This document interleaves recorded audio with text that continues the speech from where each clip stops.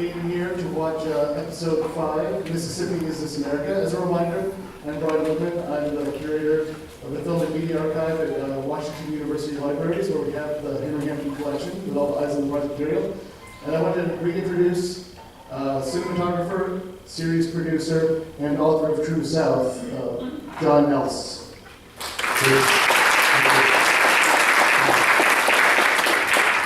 Great to be here this evening with you. So, to start things off, this episode, in the library, we were debating which episode to show, because if you've ever watched Eyes on the Prize, each episode is really quite powerful. And we ended up going with this episode because it's so complex. The history here is so not tiny. And we've been covering 3 years of Mississippi with lots of different portions and trying to tie them together. And we thought that's a particularly challenging thing. So can you talk a little bit about that process of trying to pull so many disparate things together? Well, Henry Hampton, who was the native son of St. Louis, who was the creator, the visionary behind Eyes on the Prize, our executive producer, our leader. We would walk into cannon fire for Henry Hampton. Sometimes we did. Henry was fascinated by the messy side of history. He was impatient with simple stories, especially simple stories with simple happy endings from American history. Henry himself had lived through the Civil Rights Movement. He'd been very, very active in the early sit-ins here in St. Louis. He had been the chairman of the NAACP at Washington University. He'd gone to Selma and marched on the Pettus Bridge with King. And he had seen all the sausage making. He had seen how difficult it is to effect change in the United States. And if there was ever a place where it was hard to effect change, it was Mississippi. Bob Moses called it the heart of the iceberg. And I think Henry and the director of this episode, Orlando Bagwell, a brilliant young filmmaker, they were fascinated by the Mississippi Freedom Democratic Party. They knew that it was going to be complicated to get on. This is primetime television, after all.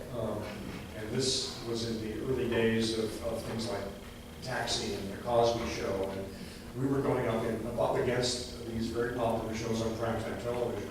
So it was a tall order to try to take something like the Mississippi Freedom Democratic Party, to try to introduce Medgar Evers. I mean, most Americans, certainly white Americans, in 1985 had very, very little idea, if any, who Medgar Evers was.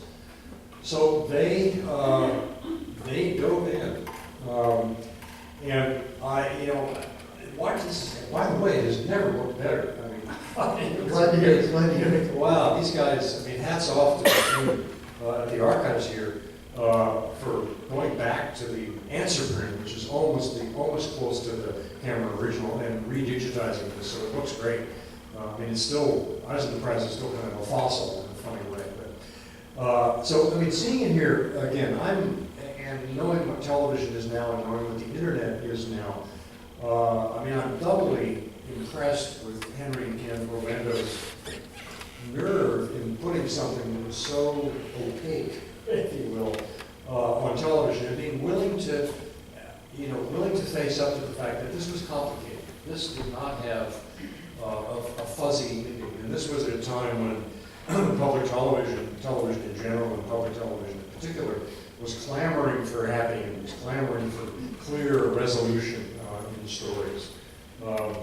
Now, this is part of a big ongoing series. Eyes on the Prize takes about a dozen stories from a particular decade, and we pluck those out of, I mean, a struggle that began hundreds of years ago and is going to continue probably, unfortunately, long after we're gone. We plucked these 12 stories out, and this is not the end of Eyes on the Prize. It goes on. The next episode is the Battle of Selma, and many of the things that were put in motion politically at Atlantic City in 1964, those struggles actually came to real fruition with the movement in Selma, when President Lyndon Johnson finally embraced the Southern freedom struggle, and finally threw all of his support behind the passage of the Voting Rights Act of 1965. In the process, he really did lose the South. The Democratic Party really did lose the South in that. So this story is part of an ongoing episode, and it doesn't really wrap up until the next episode. Another interesting thing, and I don't know if anyone here was conscious of it, but we usually think of the civil rights movement, and you're always thinking about the major figures like Martin Luther King. In this episode, where was Martin Luther King? And I think it's one of the interesting things about this episode. Yeah. Yeah, I mean, Martin Luther King actually came to Mississippi during the summer of 1964. I actually saw him speak a couple of times that summer in Meridian, Mississippi. But Henry he dedicated his life really to chronicling the struggles of ordinary people, and he was determined with Eyes on the Prize for the first time in the making of television history in America. He was determined to bring the ordinary people, the tens of thousands of African Americans in the American South who drove the civil rights movement. He really wanted to bring them out into the foreground of their own story. I mean, Dr. King certainly gets his due in Eyes on the Prize, and there's lots of him in all of his astonishing eloquence. But Henry was really, really interested in people like Unita Blackwell, who was the African American woman in a black dress who sits and talks about the compromise, how he took a little piece of this and a little piece of that, and, Victoria Gray, who also talked about the Mississippi Freedom and Democratic Party. Mrs. Blackwell was a cook in the white folks' home in Mayersville, Mississippi. By the way, that interview with her, which Orlando Bagwell conducted, when they went in 1985 to interview her about events that had happened 20 years before, back in 64 and 65, she had been arrested about a dozen times by the sheriff in her town in Mayersville, Mississippi, in the early 1960s, mid-1960s. She'd been arrested for trying to register to vote. When they went back to interview her in 1985, she was by then the mayor of the town. Okay? She had a degree from Amherst by that time. She had been a fellow at Harvard in regional and urban regional planning. I mean, she was the real deal. So they were in the middle of this interview, and those of you who do film production, you know that the bane of shooting interviews is traffic noise. You get cars going by, you get buses going by, you get the school bus stops and the school stop right outside. There was a lot of traffic noise during the interview.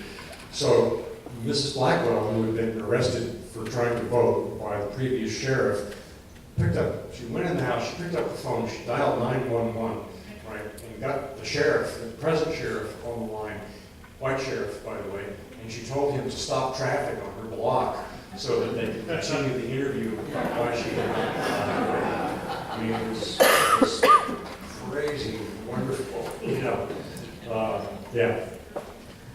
Now, you passed over something when you were talking earlier that I don't know if everyone caught, but you mentioned that you were down in Mississippi, Yeah. which is one of the interesting things, both about his role in Eyes on the Prize, and then also what's really interesting about the book is that it's a history of Eyes on the Prize, it's a history of Henry Hampton, but it's also a history of activism in the 60s, in Mississippi, in Selma. So can you talk a little bit about that? Yeah, well, I was part of this story. I mean, you can ask the question, and it's a proper question. Should partisans be telling the story of a partisan struggle? Should I have been part of making Eyes on the Prize? Well, I was, for better or for worse. But yeah, I had been in college during that time. I was a northern white kid in a college. There were plenty of problems in the north that needed to be solved. But the contradictions in American democracy in Mississippi and Alabama and Georgia at that time were so searing, were so blatant. I mean, the images of the attack dogs in Birmingham, the images of mass arrests, the notion of Medgar Evers being gunned down in his own driveway. I mean, that really made an impression on us in the college dorm. And Bob Moses made the argument that, and I think he was correct, that this violence, this kinds of brutality, physical brutality, psychic brutality, political brutality, was going to go on in the Deep South forever until there was a really bright national spotlight on it. And the way to get a national spotlight was to bring a bunch of northern white kids down there. And we would bring the national media with us, which is exactly what happened. correct when she says that if James Chaney himself, a young black man in Mississippi, had vanished, he would have simply joined the vast pool of lost souls in Mississippi. But the fact that there were two white kids with him from New York, that brought the national media. And that there was, it was a very clear strategy. We knew perfectly well why we were there. It wasn't, and Moses and the local organizers were not asking us to do anything they wouldn't do. They had been brutalized. It was seldom happened to any of us. And it worked. I mean, it got the attention of the Congress, it got the attention of the Senate, it certainly got the attention of President Johnson. It took a few years for him to finally come around and really embrace the civil rights cause. But yeah, I was arrested. I slept in Mickey Schwerner's bed, which was an interesting experience after he was killed. And I did voter registration work. I gathered signatures for the Mississippi Freedom Democratic Party. Got arrested by a local county sheriff on the porch of some sharecroppers that we were getting to sign freedom registration forms. Put me in handcuffs, took me in the police car, and off we went down a gravel road and questioned me about who we were working with, who were the local people we were working with, how much did the communists pay you to come down in here and bury niggers. It was quite amazing. He asked me who we were working with locally, and I suddenly remembered that in the car behind us, where my colleagues were following us into the jail, we had all the freedom registration forms from the day's work, and it had the names of there was a couple of dozen forms with the names of local people. And one of the volunteers mentions in the film, and he's quite right, that we were going to go back to college. As it turned out, I stayed, but we were going to go back to college, and the local farmers, black farmers, sharecroppers, they had to stay there. And the deputy sheriff was going to come back the next day and ask them what were they doing talking to those organizers from New York. But what turned out was that the guys, a couple of local black men from Meridian, who were in the car behind me, they ate the freedom registration ballots on the way to jail. They ate as many as they could stomach, and then they tore up the rest of them into tiny little pieces and put them in the ashtrays in the car. So our contacts were safe.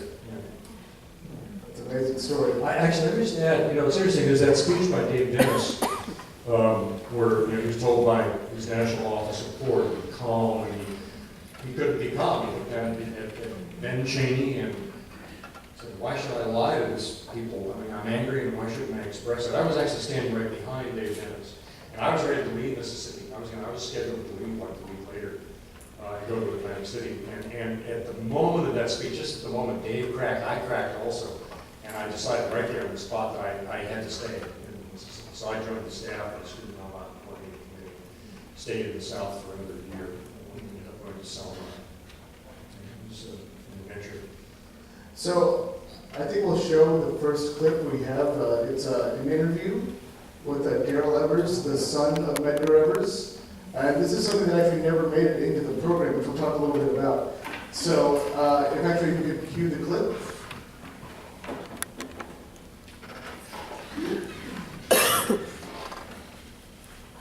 At first I had the free reign of the lots. I could run and play anywhere I wanted to play. I could do, not anywhere, but within a certain area. Within the area, the boundaries of playing were cut down. And I couldn't understand why. And later on I found out, from Medgar, that those boundaries were there to protect me. And I really wanted to know, well, what was I being protected from? Why did I need to be protected? What did I do to anyone? I did not do anything to anyone. And he said, well, there's some people who just don't understand you, even the way that you are, just as a human being, just because of your color. And it was something that I found very difficult to understand. So naturally I felt like a caged person. You can only go so far. And to be able to go and visit my grandparents with my father and my mother, was like such a joy because there was so much freedom. It was in the country, and we could run anywhere we wanted. We didn't have to have that feeling of entrapment. We didn't have to have that feeling of being in a boundary. And I guess freedom is a key word there, because it's something that most kids know, something that most 8-year-olds, or any age as a matter of fact, knows, that it feels good to be free, it feels good not to be pigeonholed.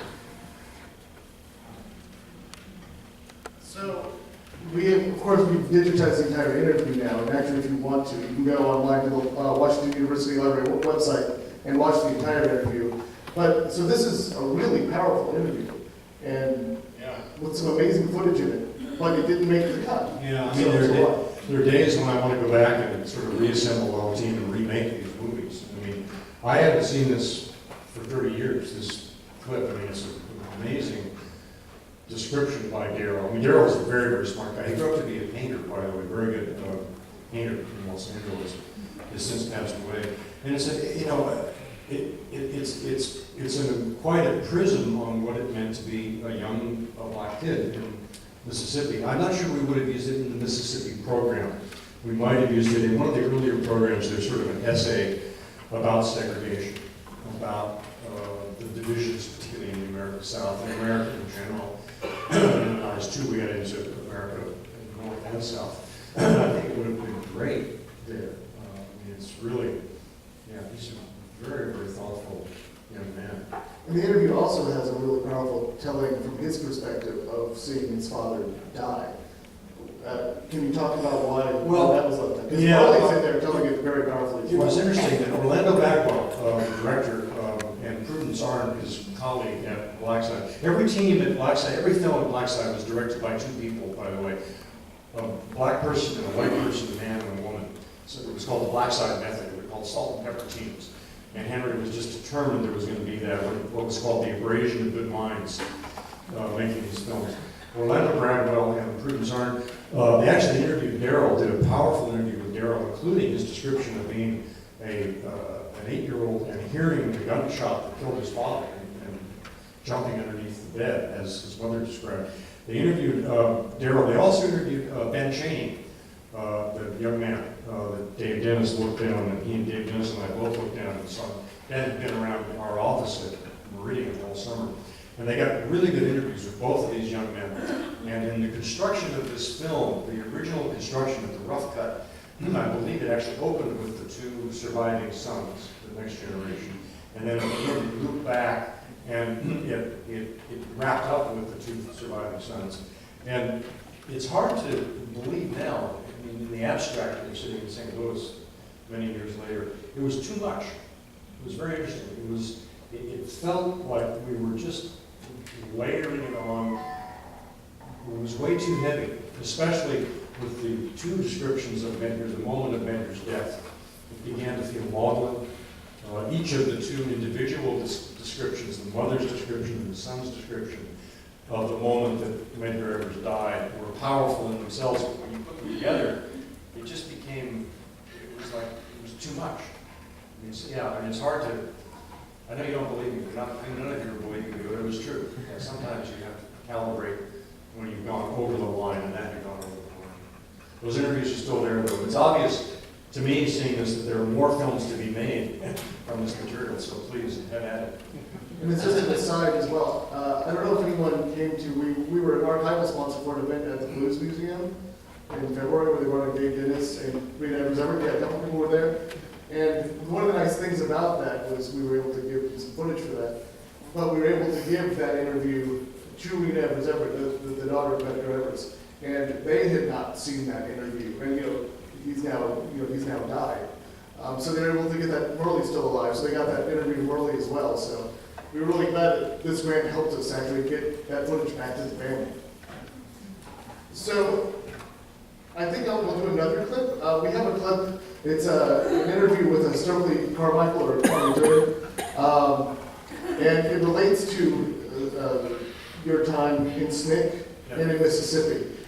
He makes it into some of the episodes of Eyes on the Prize, but this segment didn't actually make it, where he's talking to some about nonviolence in the SNCC philosophy. So if you could play the clip.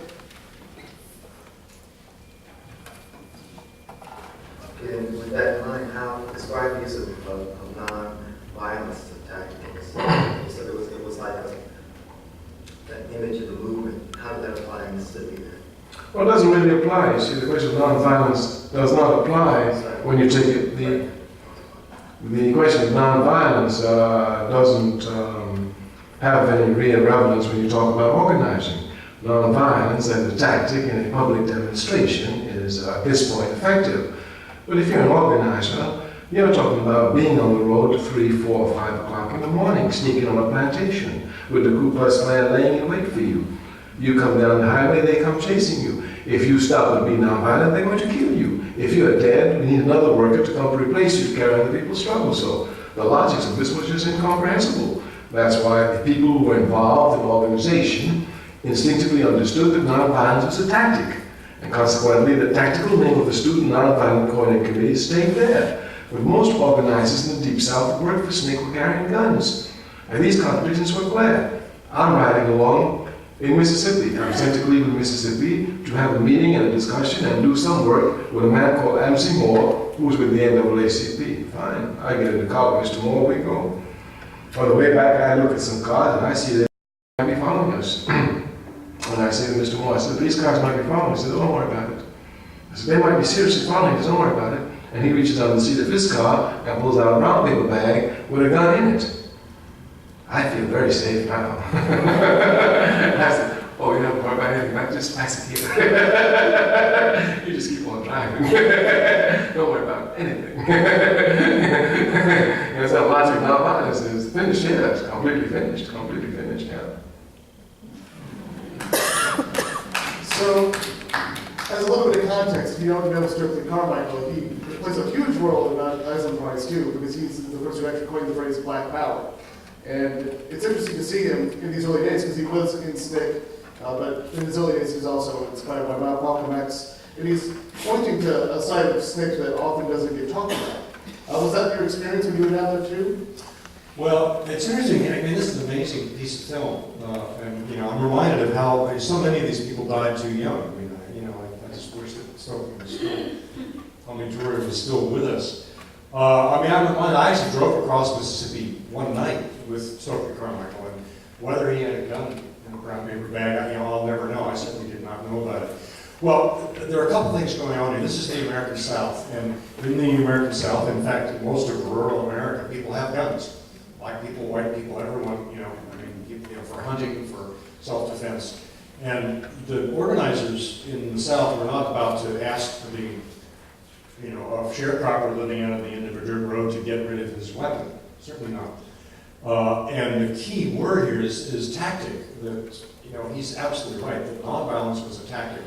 I mean, there were guns in Dr. King's house. When I slept in a family's home in Meridian, Mississippi, in the bed that in Mickey Schwerner's, there, the night I arrived, the lady of the house showed me where the pistol and the ammunition were under the bed. Okay. However, that was a completely sort of sub rosa, quiet part of the movement. When we had meetings at Tougaloo College, where the Dave Dennis interview was, there's that interview with Dave Dennis where it looks so southern, it looks like a plantation. It was a plantation, actually, with the Spanish moss hanging down. I didn't learn until years later that the people in the local community posted armed guards all around the campus at night. And they spread the word in the white community that there's a SNCC meeting going on here, and don't mess with it. I didn't find that out until years later. The fact of the matter is that was, and perhaps remains, that in order to convince, you had to convince, for better or for worse, you had to convince the Congress and the Senate and the President to partner with you to pass the Voting Rights Act, to pass the Civil Rights Act. You had to get that legislation passed, and you had to get the Justice Department to enforce it. You had to get the Justice Department to send in federal marshals to Selma, Alabama, and say, knock it off, George Wallace. Let's register these people who are going to do it now. You had to have, at that time, you needed that. And the only way to get that, to persuade Lyndon Johnson and the Congress and the Senate and the Justice Department to do that, was through nonviolence as a tactic. Violence, the state is always going to win with violence. And I think I can say safely that's still true now. They're always going to win with violence. President Johnson could send the Navy up the Mississippi River, if he wanted to. When President Lincoln did that during the Civil War, did exactly that. And the police also can overcome anything with violence. The state has a monopoly on armed force. But the state cannot overcome, and could not overcome, massive nonviolent resistance. I mean, they couldn't do it. And the Civil Rights Movement won the victories that it won, whether they were fleeting or permanent. They won those through nonviolent direct action. There's a scene actually in the later Eyes on the Prize in Selma, Alabama, when the Alabama State Troopers, the state arm of government, had savaged these peaceful marchers, and they chased them all back to the church, Brown Chapel Church in Selma. And some of the men go into the nearby housing project to get their weapons. And Andrew Young, one of Dr. King's associates, has to talk them down. And he has to explain, he has to remind them, well, you have a 22, you have a 38, well, they have bazookas out there, they have machine guns, it's not going to work. Anyhow, yeah, it was a tactic. It was not a philosophy. It was not, there were some Quakers involved in the movement. There was some, these guys had all been in the Army, and they all knew how to use guns. They were all veterans, all those people. And you guys had seen that footage when you were making the film. I don't think that actually made it into Eyes 1. It's more of Eyes 2. Yeah, well, there's another issue here that Henry Hampton, you have to understand, this was the very first nationwide primetime documentary about civil rights. It's hard to imagine now. This is in the very, very early years of historical documentary period. Ken Burns was not around, the History Channel wasn't around, PBS wasn't doing historical documentaries. And Henry Hampton had this one moment, this one primetime moment, 6 nights running, to sort of have Americans come together around the campfire and discuss race. And there were some things that he sort of felt were the third rail. Because the movement's successes had been through nonviolence, Henry was very reluctant to get near guns, get near weapons, especially in Eyes. When we say Eyes 1, it's shorthand for the period from the Brown versus Board of Education Supreme Court decision, the desegregated schools, or in theory desegregated schools, up through the Selma and the passage of the Voting Rights Act. He really wanted to stay away from self-defense, even though we had an interview with, for instance, the Deacons for Defense, Robert Williams, who had an armed group in North Carolina, fighting back against the Klan. We had an interview with him, and Henry decided not to use it. Partly the other third rail was communism.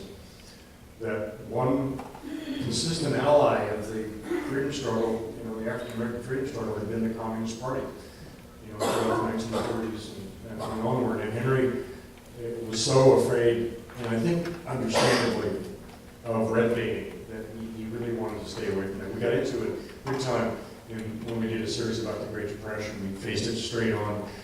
And then in Eyes 2, which is shorthand for the period after 1965, when we get into the Black Panthers, we get into affirmative action, we get into black nationalism, get into white nationalism. The guns are all over that. We went straight ahead. There's a lot of people who took guns, and a lot of people that are carrying guns. And using guns in that, but not in Eyes 1. So I'm going to ask you to tell people about something they may not know about. America, we love you madly. Can you tell people about that? Well, Henry Hampton had marched in Selma with Dr. King. He had looked around and he had seen all the television cameras. He was working for the Unitarian Church at the time. He was not a filmmaker. He was a 24-year-old staff employee, a lay employee of the Unitarian Church. And the Unitarians were very, very involved in civil rights. And in Selma, they had virtually every Unitarian ministry in the United States ended up in Selma. One of them was killed there, actually, was shot to death, or beaten to death in Selma. So Henry was in Selma marching, and he looked around and he saw these television cameras, and he thought to himself, someday this is going to make a great story. And he sort of tucked it away for 10 years. He founded a filmmaking company in Boston called Blackside, and made documentaries and training films and government films for about 10 years. And in 1978, he got a chance to get some money to make a series about the Civil Rights Movement. And how cool is that? So he said, sure, I'll do that. And he proposed a massive 26-part series about the American Civil Rights Movement. Now, this was at a time when no one on Earth had ever done a linked historical series for television. Okay, literally no one had ever done that. But Henry set out to do it, and with a team, including the young Orlando Bagwell. And they went down to Money, Mississippi, and they tried to interview the guys who had murdered him until they got run out of town by guys with guns. They went all over the South, and they would be the first to admit, they were the first to admit that they didn't know what they were doing. The thing, in the end, well, Henry had many skills, and was a great visionary, but he was not good at titles. And he called his epic about civil rights, he called it America, We Loved You Madly, which was, he was a big Duke Ellington fan, and Duke Ellington, at the end of all his concerts, would turn to the audience and say, we love you madly. But Henry always had to explain that he's a double entendre pun about black people love America, but we're mad, and it's just, the thing is a disaster. And in the end, it went down in flames. It was for ABC television, commercial television. That was part of the problem, that he just could not deliver. He refused to deliver the kind of hyped up ratings-driving drama that they wanted. The whole thing crashed. It was completely humiliating. His company folded. He was down to one employee himself. All the material went into his garage. He had a couple of garages, several garages that went into his garages. And then a few years later, he realized that he could pull this off in the public sphere, in public television. Which he did. He raised a lot of money from CPB and PBS, and all of your tax-supported institutions that are now under assault. Those are the ones who paid for Eyes on the Prize. You paid for Eyes on the Prize. Your parents and grandparents paid for Eyes on the Prize. With that federal tax dollars that made their way through CPB and PBS and various state humanities councils. I got the job of raising a lot of the money for the series. I was very proud to have raised money from the state of Mississippi to pay for Eyes on the Prize, to tell the story of why they arrested me years before. We got money from the California Council for the Humanities, the New York State Council for the Humanities, the Georgia Council for the Humanities. There are all these wonderful organizations that you never think about that take federal tax dollars and combine them with state tax dollars, and I'll bet some of the support for this museum is from the Missouri Humanities Council. I'll bet you anything. They're great. They need our support. We've got to fight that. That fight is coming up, and we have to fight it. I should point out, too, that I mentioned the NHGRC grant that paid for the digitization of the interviews. Yep. That is the National Archive. So once again, tax dollars paid for what we're doing here as well. And that funding is very, very, very directly subject to being eliminated right And so, in the spirit of this early Corona version of Eyes on the Prize that almost killed it before it started, we actually have a bit of the teaser that Hampton was taking to funders to try to get them to fund the project that then crashed and burned. We actually just got this back from the lab, like the people in the archive hadn't actually seen it till last week. It's 20 minutes long, so we can't show the whole thing. We're going to show about the first 4 minutes, but you were the first audience that's going to see this very early version of Eyes on the Prize. So go ahead and cue it up. now. You guys are getting all the treats tonight. Wow, I've never seen this stuff.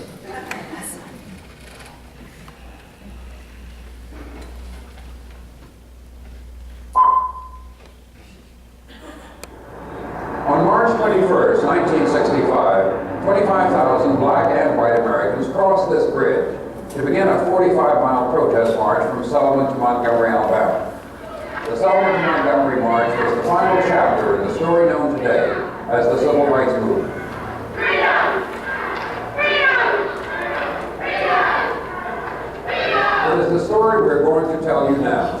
11 unparalleled years of the nation's history that changed the American South and the rest of the country forever.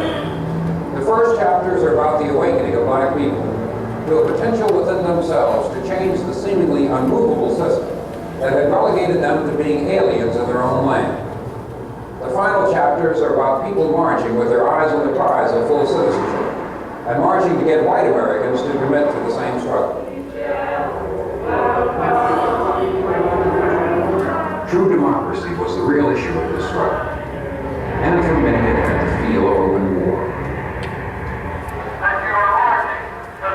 It was fraught with the intensity and the frustration of the angry love affair that blacks in America have carried on with the country of their birth.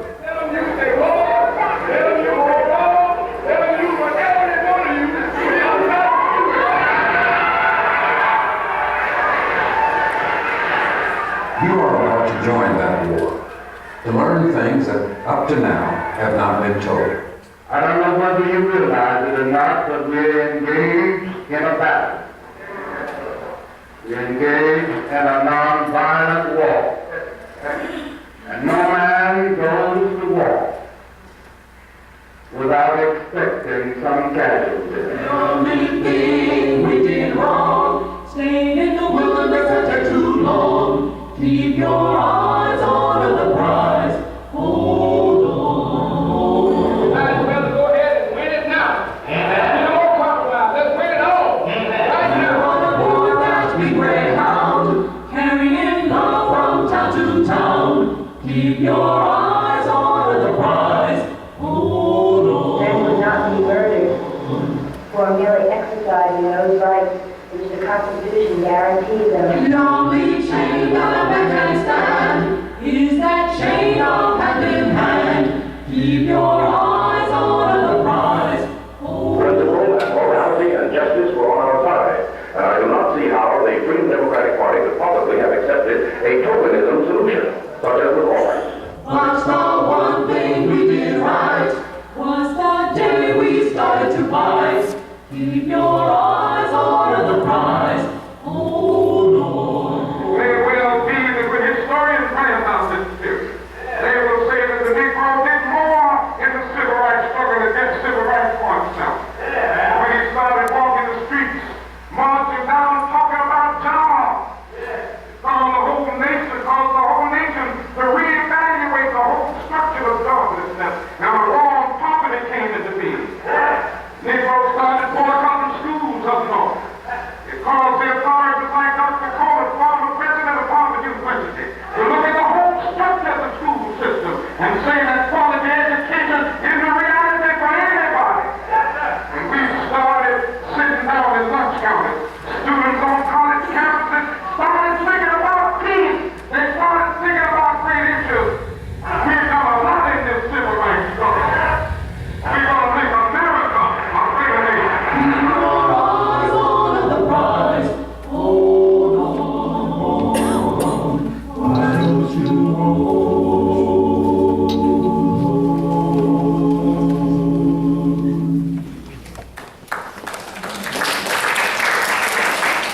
So I think you can see with that, it's interesting to watch. I wish you could actually see the entire clip that we have. Because you see the roots of Eisenhower Prize, I think, in a lot of ways. But you also see a lot of constitutional decisions. Like you see, what are the names?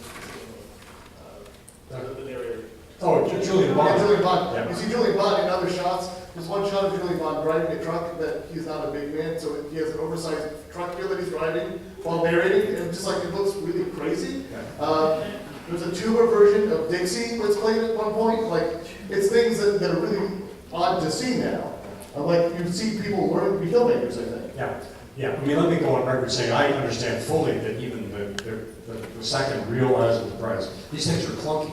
I mean, they're clunky filmmaking. They actually rise above their clunkiness, I think, often. But well, there are a couple of things. There are a couple of the roots of Eisenhower Prize that are very interesting here. I mean, the use of American flags is almost, it's almost a joke here. They're so much in your face, but that's very deliberate. I mean, Henry was, he was an unabashed patriot, and when we were making those shows, he kept asking very, very specifically for shots of American flags, and he said, "I want little black kids holding American flags." And for some of us, it was kind of a head scratcher, but it was really, really, I think, a deeply held belief of his that the American system and the American Constitution and the American body politic in the end would win out. So that's why Eisenhower Prize has all these American flags in it. He also wanted to plant, no pun intended, he wanted to plant the flag in a mainstream audience. Henry's idea of a nightmare would be to wake up and the morning after the broadcast and discover that it had been only progressives and black Americans that had watched the show. He really was determined. He had this fictional character he kept conjuring up, this viewer, this 70-year-old white lady in Iowa he kept talking about. He would say, how is this going to play with my 70-year-old white lady in Iowa, who's never heard of Medgar Evers. I guess also, the final oration from Dr. King there, it's very interesting because he's looking ahead beyond the decade, the golden age decade of civil rights. And he's talking about expanding to human rights, and he's talking about, in a way, the legacy that we're seeing now. Black Lives Matter and the expansion of all of these philosophies and tactics and strategies from the civil rights movement to now be a human rights movement, and immediately in the wake of this particular movement, it expanded to women's rights and to LGBT rights, transgender rights. It's really now a much more broad-based movement, up against much, frankly, at the moment, much tougher odds. It's much more broad-based now. So I think we'll do one more clip before we then go to audience questions. And it's a little bit of context. Can you tell the audience, we talked a little bit about the Black Side method. One aspect of that was the Black Side schools. Oh, yeah. And can you explain that to people? Yeah, well, Henry and his senior producer, Judith Vecchione, they had the idea that if we're going to do a series about civil rights, the first time he did it, they just went out like a bunch of young Turks, and they just tried it, they just did it, they just went out and made the series. With no advice from grown-ups, no advice from academics or from scholars. And so he cooked up this system where before we began the series, he got a couple of dozen scholars, academics, and then a whole bunch of activists, people like Bob Moses, people like Vincent Harding. Andrew Young came, I think Miss Baker may even have come, Ella Baker. And then college, Claiborne Carson, David Garrow, people who had spent their whole lives studying this topic. And we got them all together in a room for about 10 days in Boston at Harvard, about as far from Mississippi as you can get. It was an intensive school, civil rights school, with, there was assigned reading, there were lectures, there were films that were shown. And if you notice in Eyes on the Prize, there are never experts on camera. We did not interview experts. No talking heads by experts. The rule was if you weren't there, you can't be in the movie. So the only people on camera are participants and witnesses. But the experts, the scholars, the academics are all very, very much present behind this. It was in the form of a school. And so we actually have a little clip from one of the school's tapes. Now, I warn you, the recordings of the original Eyes schools are pretty rough. The sound is rough. And this actually has picture too. Yeah, this clip has Bob Moses talking about Acting SNCC during the period you were there. So I'll get your comment on that, and we'll open up to questions. So go ahead and play the clip. We were dealing with a closed society, which we were trying to open in different ways. But one of the byproducts of that closed society is that you move among your own people, right? And so there's this whole culture that you're moving in, that you're part of. And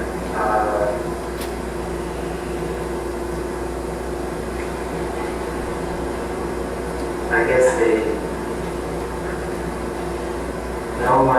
the staff was just, it was not something that something that they had a gut reaction against white people coming into this culture and doing this work. Now they also had a lot of fears, I suppose, about the movement, their control of the movement, and what might happen if white people came in. So I'm just curious, you as an activist that was there. Were you aware of these feelings? And Yeah. did you face this? Yeah. I mean, there was a big debate within, it wasn't just SNCC, it was CORE and the SCLC and the NAACP. All four organizations came together in Mississippi, and it was perfectly open. There was a big debate whether you should bring all these white college kids into Mississippi. There was a local movement driven by local people who were making the decisions, planning strategy, and the fear, quite justified fear, was that you got these kids from Harvard who came down, that the local folks would defer to them simply because they were, hyper-educated. They came from, as Dave Dennis says, they were the sons and daughters of lawyers and politicians. I can only speak from experience. When I worked in Meridian, Mississippi, and on our project, all of the decision making was done by local African Americans in the Meridian community. It was all local people. We stayed very, very, very much in back. They gave us our work assignments. They told us where we were canvassing that day. They set up all the mass meetings. And Bob, most of the SNCC staff was against having white folks come in. And SNCC actually, in later years, re-identified itself as an all-black organization. And all the white staff people left and were asked to leave. But Bob Moses felt, just like nonviolence, he felt that there was a tactical value in bringing the white kids in. As history, well, we are in history now. History will tell whether it was the right decision or not. I went and I decided to stay. So I think we're ready to open up to questions. I believe there's someone with a mic back there, so raise your hand and we'll bring the mic to you.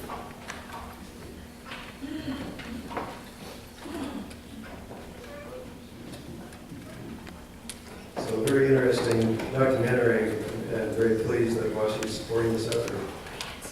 From the standpoint of trying to take control of the state, in a way I'm surprised, why didn't you come in to a major area, try to elicit people to register to vote? So in other words, kind of divide and conquer. In other words, take on an area to register the African American community to vote, and then in the elections that fall, you take control, and then you move, and then you get the legislature, the representatives in the area, you get them that year, and then in other words, just keep knocking them off one at a time and slowly take control. Because it sounds to me like you took the whole state on at once, which is almost insurmountable. Well, the simple answer is that it was simply not possible to register African Americans in Mississippi at that time. There was, I think, maybe 1%, maybe 2% of the African population that had been allowed to actually register to vote, so they could actually vote and actually have political power.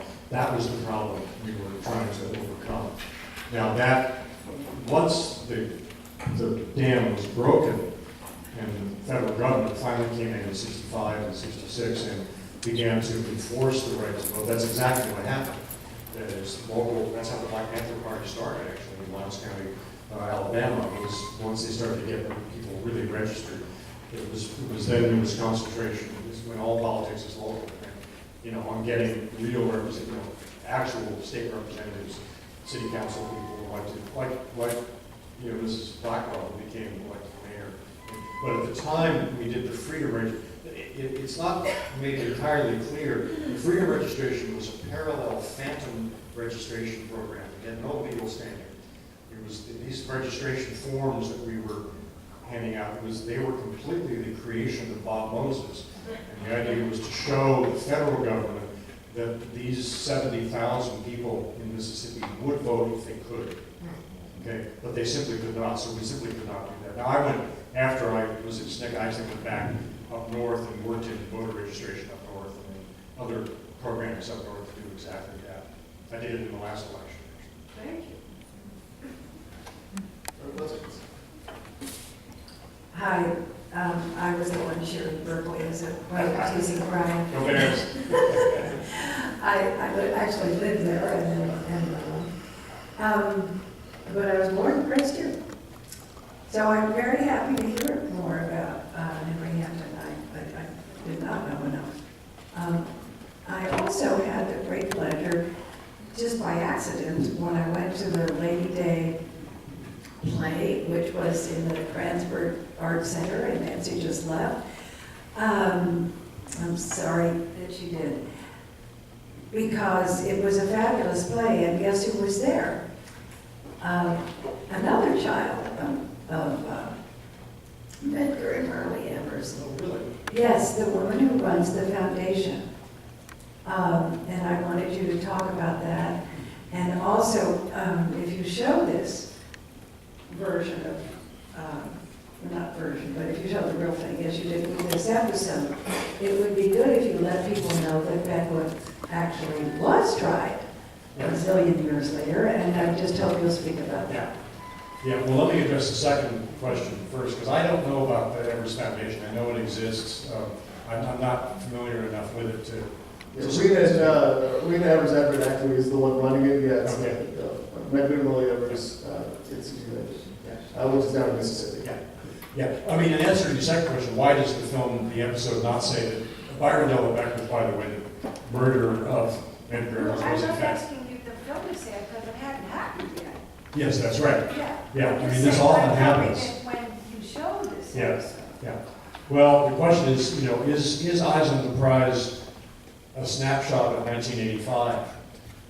Does it reflect our sensibilities and the news climate and the sense of what was known and established history? I mean, there was a subsequent trial also for the guys who killed the 3 civil rights workers outside of Meridian, and there was a conviction in that.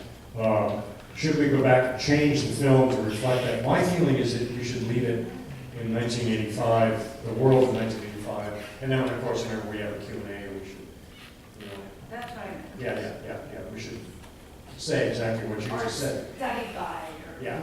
Oh, there are more study guides than you want to know about for Eyes on the Prize. Come by the archive, we've got a lot of them. My question is, on what video or film format did you shoot the interviews, and what frame rate? They're standard 16 millimeter, 24 frames per second, shot on Kodak 72-55 negative, color negative film. Back in the day, do I mourn the passing of 16 millimeter film? No. I mean, if I could go back and redo all of these on 4K or high definition video with a high-end camera, I would do it in a heartbeat. I mean, it was very, very hard, and I shudder at looking at some of these. I mean, they're just, some of them are not very nice to look at. Yeah, that's what it was. Yeah, it was standard. It was very, very low shooting ratio, by the way. Most of these interviews, we shot maybe 30 or 40 minutes per person. Some people, like the big stars, got maybe an hour, hour and a half. And now that's just like warm up chit chat and an interview. You sit down and 4 hours later, the director's still asking questions. Yeah, times have changed. Hi, I have a two-part question. When you interviewed the segregationists, what was it like encountering their intransigence? Yeah. And did you see any signs of them, of any self-awareness of what they had done? Well, Henry was determined to not sort of demonize segregationists as a big monolithic bunch of people who were born evil. He thought it was really, really important to try to understand, as Mr. Simmons from the Citizens Council says, I was born into this culture. And Henry really wanted to kind of try to unpack that. We interviewed, I think, about 5 hardcore segregationists, including the sheriff in Birmingham, Alabama. We interviewed Sheriff Jim Clark from Selma. You heard him talking about the cattle prods. When he talks about cattle prods, by the way, and how they didn't leave burns and no burn mark, it's not because he wants to be nice to the people he's cattle prodding. It's because he doesn't want the federal criminal investigators to find evidence that they had cattle prodded the people. That's why he's so proud of the gentle cattle prods. Well, now Mr. Simmons, the president of the White Citizens Council, whom we interviewed, he and Governor George Wallace were among the few he and Sheriff Jim Clark from Selma. Sheriff Jim Clark was completely, he would do it all exactly the same. He feels that he came down on the right side of history, and that the movement was wrong, and too, he did interviews up until the week he died with the press, and he said he did exactly the right thing. He was delusional also. I mean, if you watch the whole interview that we did with him, he has these flights of fancy about Dr. King and, you know, all these women that he had, and his orders that he gave for the marchers to attack the state troopers with straight razors. I mean, it's just crazy, crazy stuff. But he believed it all, and it was unchanged till the day he died. Governor Wallace, we interviewed George Wallace. And Wallace is a very strange character because he had a bizarre sort of arc in American history. And after he survived an assassination attempt, he was born again and he repented from his ways during the movement years. Not everyone buys that it was a true repentance, but I mean, he famously called up John Lewis and he cried on the phone and said, "I'm sorry about everything I did." The White Citizens Council fellow, Mr. Simmons, I mean, my hat's off to him for being forthright. I mean, he did not try to sugarcoat it. I mean, the White Citizens Council was an organization that sugarcoated violence. They were the polite arm of the Ku Klux Klan. The Ku Klux Klan was like a paramilitary, arm that did the dirty work. And did a lot of it. No one from the Klan would ever speak to us, but the Citizens Council guy did. Now, what's interesting in that interview, I was the camera operator on that, the director of photography. I had been a volunteer in Mississippi. I had been one of the people he's talking about. I was one of the, we certainly were arrogant. You got that right. We were going to come in and reform Mississippi to our liking. I happened to feel it was the right thing to do. He didn't. And he talked about hippie ways and hippie uniforms. That was us. Now, we had a long discussion back in Boston about whether we should disclose to him that I had been part of the invading army.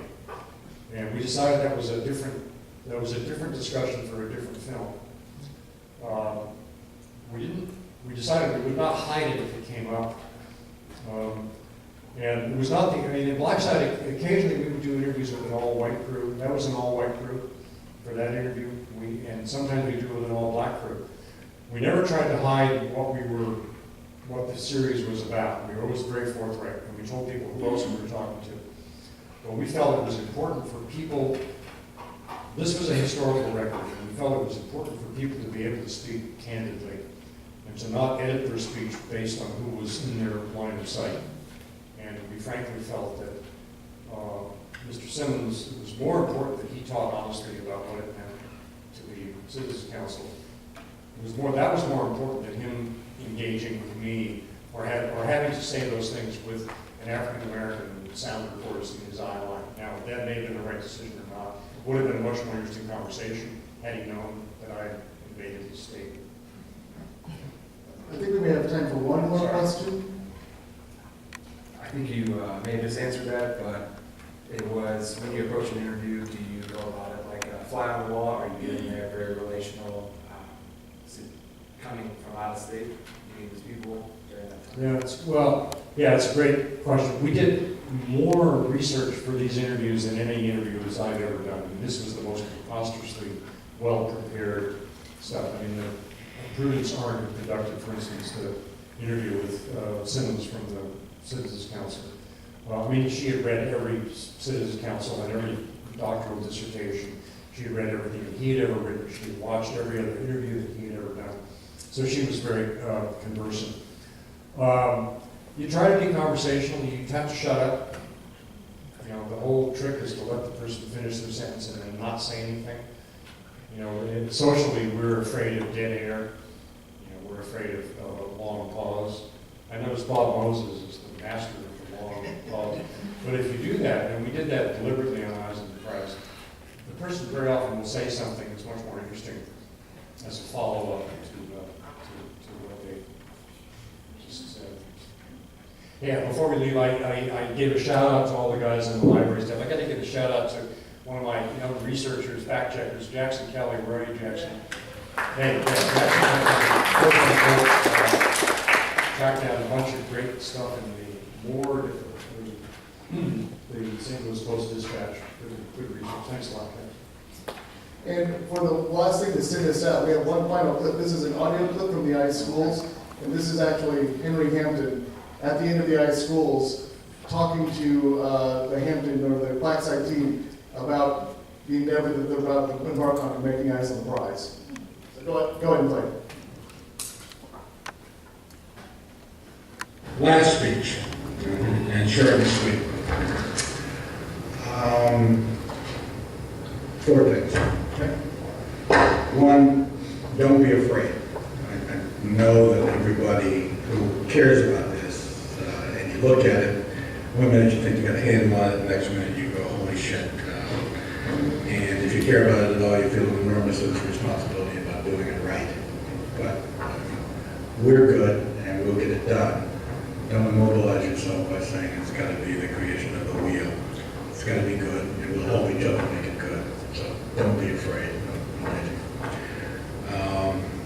Be bold.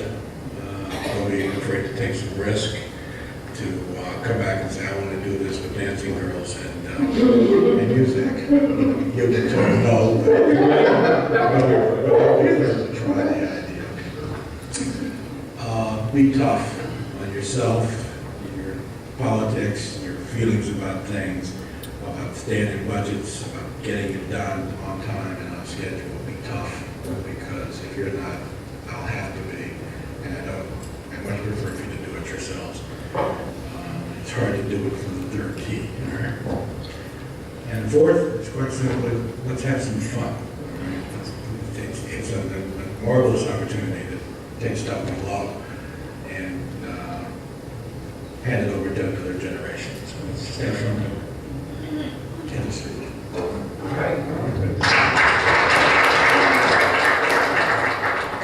So instead of my